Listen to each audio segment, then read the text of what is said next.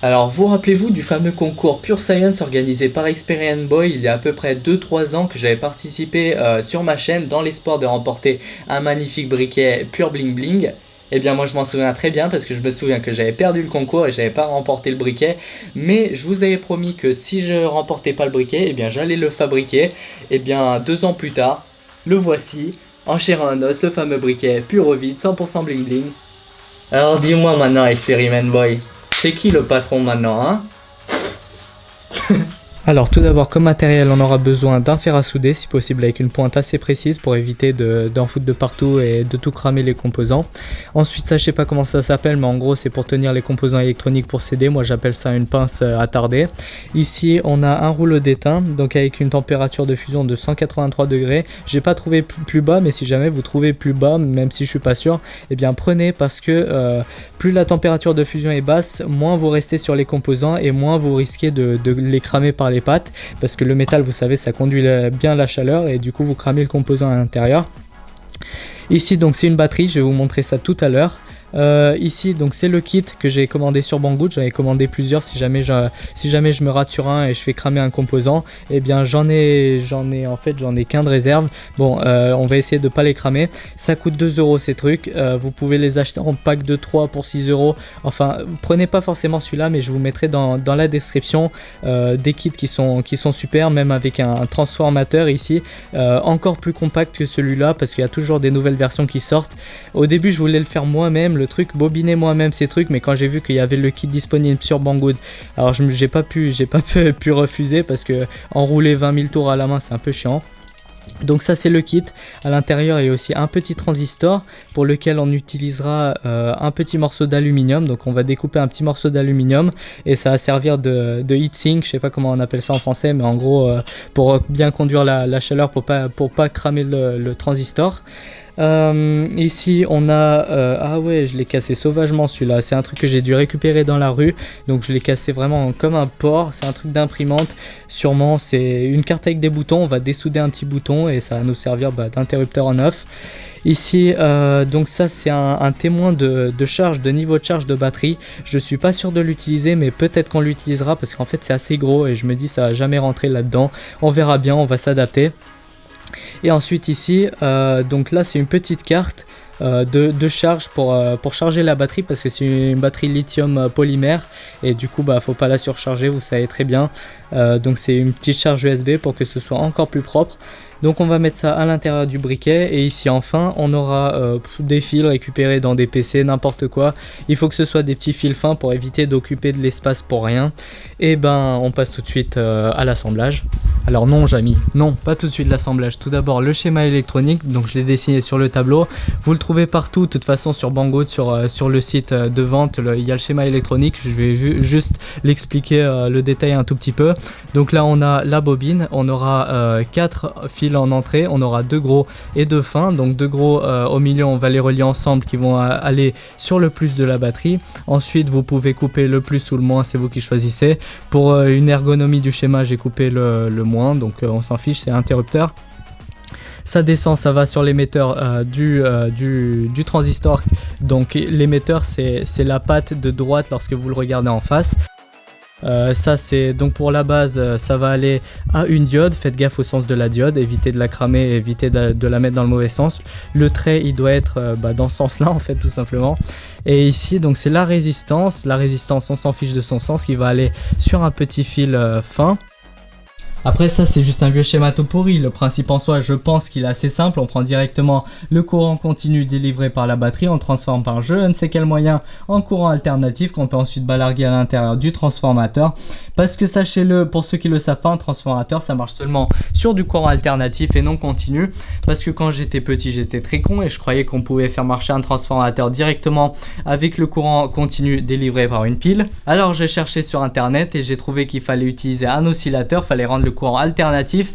Mais vu que j'avais rien compris en électronique, j'avais fait un oscillateur mécanique. En fait j'avais fixé un contacteur sur l'axe d'un moteur en rotation. Le moteur électrique il tournait, il faisait le contact et je pouvais régler sa vitesse pour avoir une certaine fréquence de mon signal.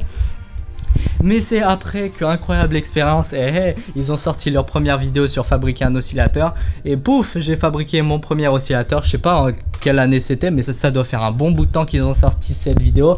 Mais en soi, ça c'était la petite minute détail sur ma life.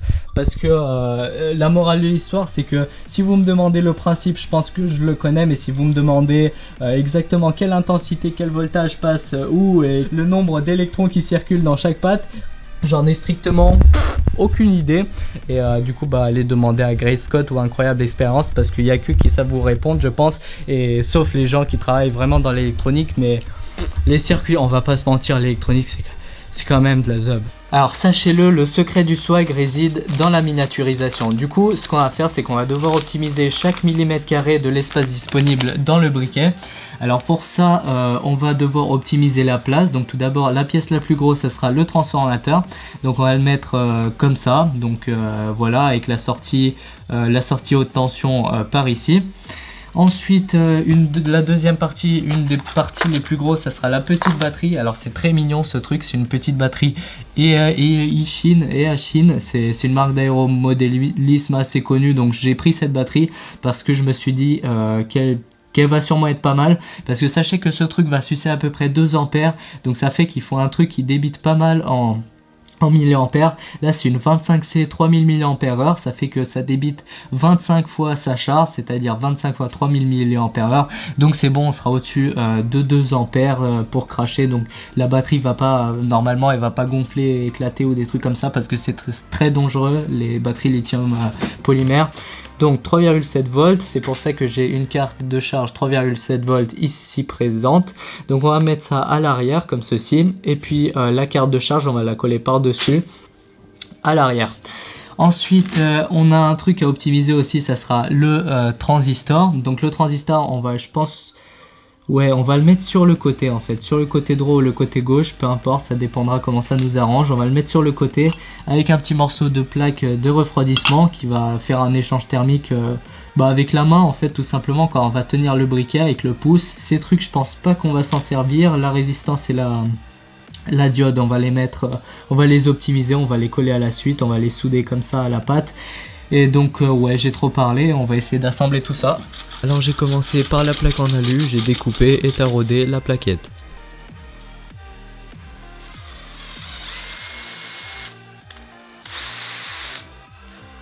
Alors là on va s'occuper de la petite batterie et son module de charge. Alors pour ça je vais vous montrer quelque chose qu'il ne faut surtout pas faire. Alors on va vouloir se débarrasser de ce petit téton qui gêne pour pouvoir relier le plus au plus et le moins au moins de la petite carte.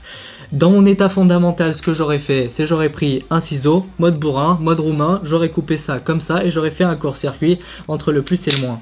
Mais ce qu'il faut pas oublier, c'est que ça c'est une batterie lipo. Les lipos ça rigole pas avec vous et vous rigolez pas avec elles. Je rigole avec tout sauf avec les lipos parce que ça se met à chauffer, ça fume, ça crame, ce truc c'est extrêmement dangereux. Celle-là elle est petite encore, ça va, mais je veux quand même pas l'endommager. Et les grosses batteries lipo vous les court-circuitez, mais c'est une catastrophe. Faut juste tout simplement avoir un bac à sable à côté pour la balancer dedans au cas où ça crame. Donc ce qu'on va faire, c'est qu'on écarte les fils un par un et on coupe un par un chaque fil comme ceci, boum. Et là on n'a pas de danger. Et ensuite pour dénuder, ça vous avez l'autorisation de le faire avec les dents. Voilà. Alors juste pour checker comment ça marche ces cartes, parce que j'ai jamais utilisé ça avant, j'ai juste branché la lipo à l'arrière sur la carte d'indicateur de niveau et ça a l'air de marcher, ça m'indique 3 barres sur 4, donc la batterie n'est pas déchargée, ce qui est en soi une bonne chose. Là je colle avec un tout petit point de colle chaude la carte de charge sur la lipo et je soude le plus au plus et le moins au moins de la carte.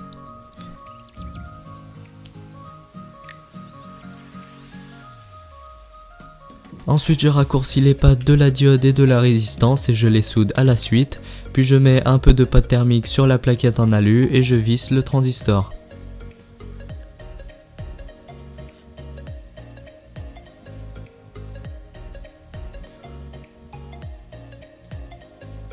Alors ici c'est ce qu'on a vu tout à l'heure, donc on a 2 fils épais et 2 fils plus fins, donc on va écarter tout ça pour que ce soit plus clair. Et donc on va prendre un fil fin de gauche et on va le lier par exemple au fil épais de droite. Et donc on va les torsader ensemble et on va les relier au plus de la batterie. Pour enlever l'émail sur les fils de la bobine, alors là il y a plusieurs écoles. Vous pouvez tout d'abord le cramer avec une flamme, ou alors le racler avec une lame, ou encore directement étamer par dessus. Ça marche généralement bien, à condition que l'émail soit de mauvaise qualité et qui crame bien avec le fer à souder directement.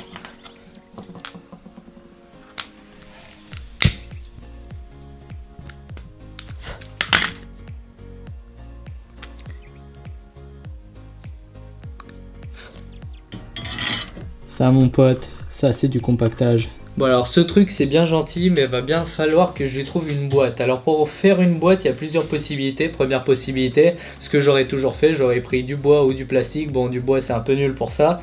J'aurais pris du plastique, j'aurais fait chaque côté, j'aurais trouvé un moyen de les coller ensemble. Deuxième possibilité, faire comme les hippos, prendre de la tôle fine de 0,5 mm que j'ai là derrière, replier comme un dé, comme quand on fait un patron d'un parallélogramme, le replier et souder sur un côté et faire une petite boîte super propre en métal. Par contre il aurait fallu bien que je mette ça dans de la gaine thermo et que je fasse rétracter pour bien isoler le tout de la boîte extérieure qui aurait fait que court-circuiter. Et en l'occurrence j'ai pas de gaine thermo comme ça pour tout recouvrir et c'est ultra chiant parce que j'ai encore un bouton à mettre. Là il n'y a pas d'interrupteur encore. Ces trucs là je vous expliquerai tout à l'heure à quoi ils vont servir. Bon alors next possibilité, le truc moderne que vous rêviez que je fasse, c'est ça. Et bim, la voici, la fameuse Creality CR10. Donc c'est une imprimante 3D, vous l'avez sûrement tous reconnue parce que dans la dernière vidéo elle était dans la miniature et tout le monde l'a reconnue dans les commentaires et vous attendiez des vidéos avec.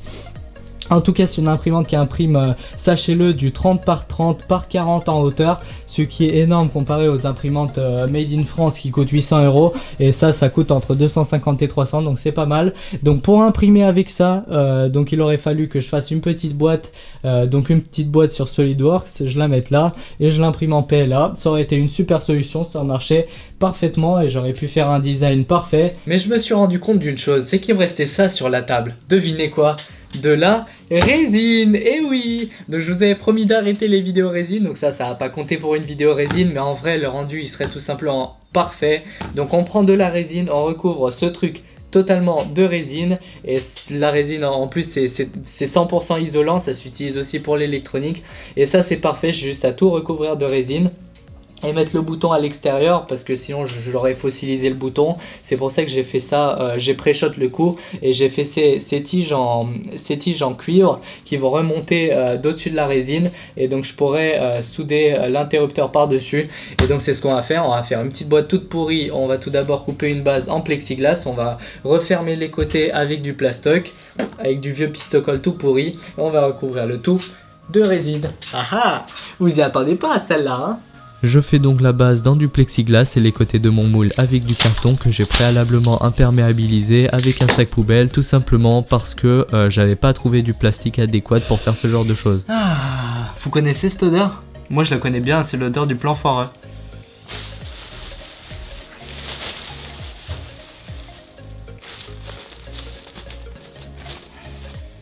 Le truc que tu sais pertinemment que ça sera un gros fail, mais je sais pas pourquoi, tu continues quand même. On rend le tout étanche avec un maximum de pistolets à colle et les trous des fils avec de la pâte à fixe.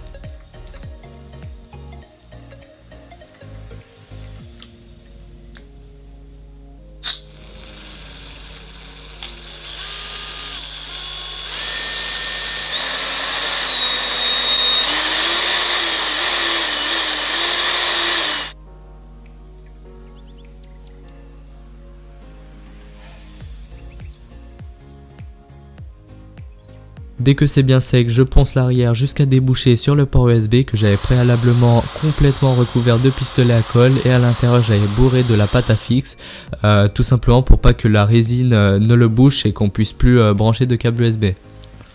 En charge. Et là, oh, chargé!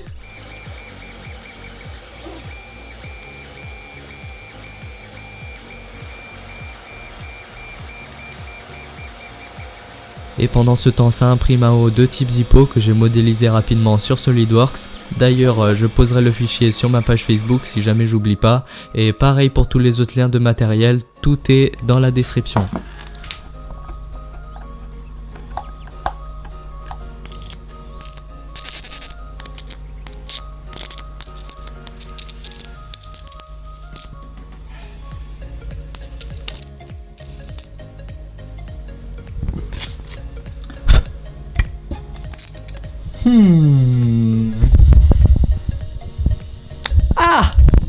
bling bling. Ha.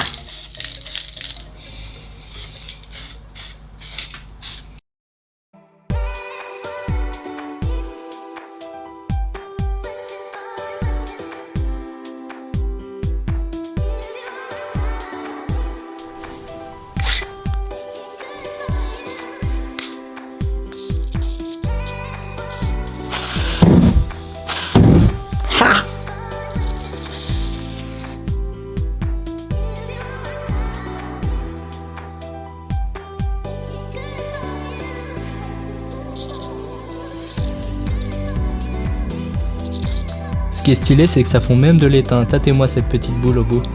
Du coup, cette vidéo touche à sa fin, j'espère qu'elle vous aura plu, même si elle était un petit peu longue étant donné que j'essayais de vous montrer et de vous expliquer l'intégralité de la construction de ce briquet pour que ce soit le plus reproductible possible.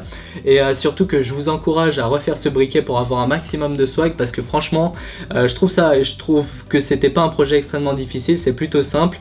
Et le kit, vous l'avez pour 2 € sur Banggood, la lipo, vous l'avez pour 2 €, le module de charge, pareil, vous l'avez pour 1 €, donc en gros pour 5 €, vous avez votre propre briquet pur swag que vous avez fabriqué vous-même. Du coup, vous avez en plus cette fierté, vous montrez à vos potes, vous allumez des pilons gras avec, et du coup, vous avez un maximum de swag. Et du coup, Experiment Boy sans rancune, l'intro c'était juste pour la petite blague. Sur ce, je vous laisse, n'hésitez pas à vous abonner, démonter les likes, les commentaires, démonter tout ce que vous voulez. Et sur ce, je vous laisse et je vous dis à très bientôt pour de nouvelles vidéos.